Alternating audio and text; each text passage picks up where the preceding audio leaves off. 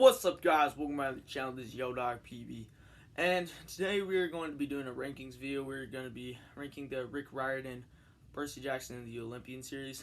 So two things to keep in mind. One, everything that is going to be said in this video is strictly my own opinion. So if, like, for some reason my last favorite was your first favorite, don't take it too personally. It's just my opinion. And second, there will be spoilers for all the books. So there's your warning. With that being said, let's get right into it.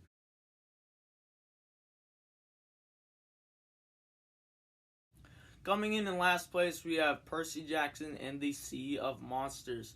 So the problem with this book is just, well, I like this book. I mean, it introduces us to Cyclops. It introduces us to Tyson, Cyclops brother, to Percy, which their relationship that the book is just just them kind of building up, and at the end Percy just deciding that, like, he considers as a brother. That I love that.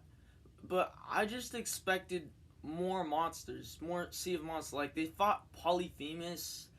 I mean, they go off to this quest. I mean, even though it was like Clarice had a pretty big role in this book. But it's just like, overall, I don't think it's like a terrible book. I just expected more monsters.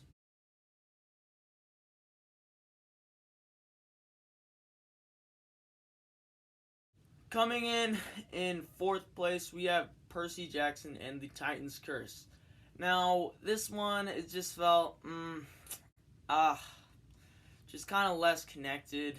I mean, it wasn't as interesting. I mean, Talia as a character, she's just kind of cocky and just at times and stuff. I mean, we got like the introduction to like the Manicorn, the Nemean lion.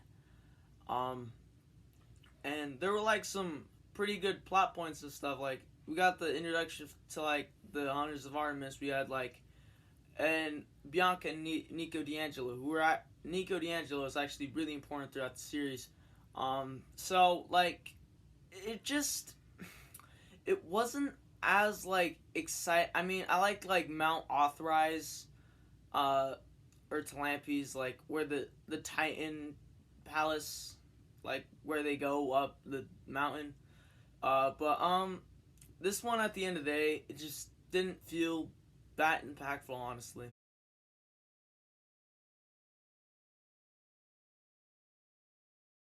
Coming in third place, we have Percy Jackson and the Battle of the Labyrinth.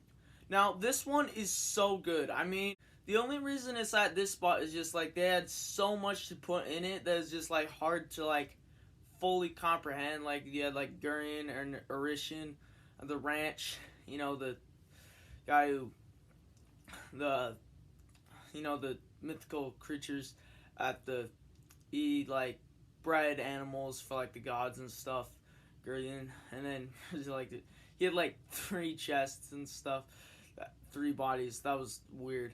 And then like, I really like this one. It had like Braris in there, like Tyson, like Braris being not as confident in himself, like Tyson saying that he was his hero, and at the end coming back to defeat the dragon lady with the poisonous swords. That was awesome.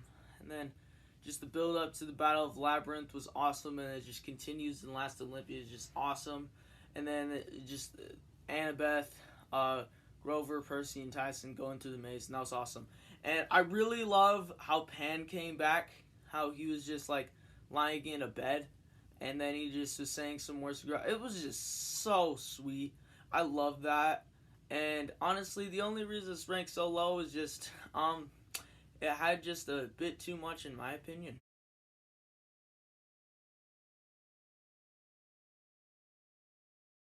Coming in second place, we have Percy Jackson and the Lightning Thief. Now, I really like this book. Like, it is so good. I mean, it introduces us to this character, Percy Jackson. It's just a great introduction to the series. This guy with like dyslexia and stuff, who's just been kicked out of boarding schools and stuff. And then later, he just finds out he's like a half-blood. That's just awesome. He goes to camp. He fights the Minotaur. I love that fight. It is so good. The Minotaur is like one of my favorite Greek monsters. I love it, and like the Zeus, I really don't like Zeus. Like he just controls all the other ones. He's kind of annoying, but like him being the son of Poseidon, that's awesome. Um, just him having all this pressure. Then we find out that Luke was actually the lightning thief. It was crazy, and he just tried to kill him with the scorpion and stuff. It was crazy, and they went to the underworld to Hades, to figure part of it out. So it's a good book.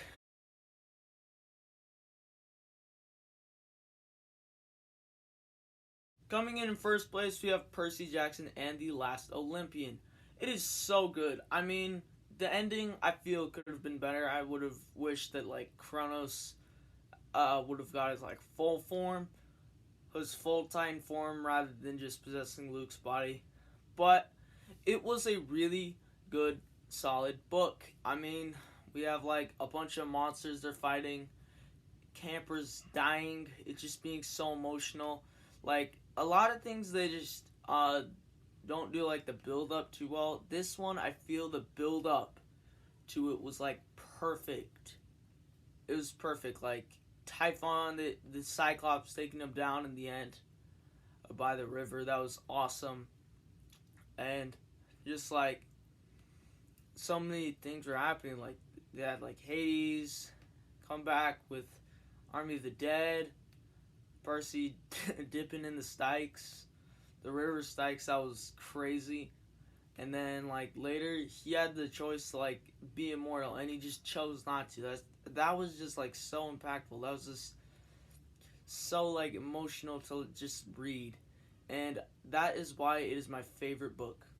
Alright guys, we have successfully ranked all 5 of the Percy Jackson the Olympian series.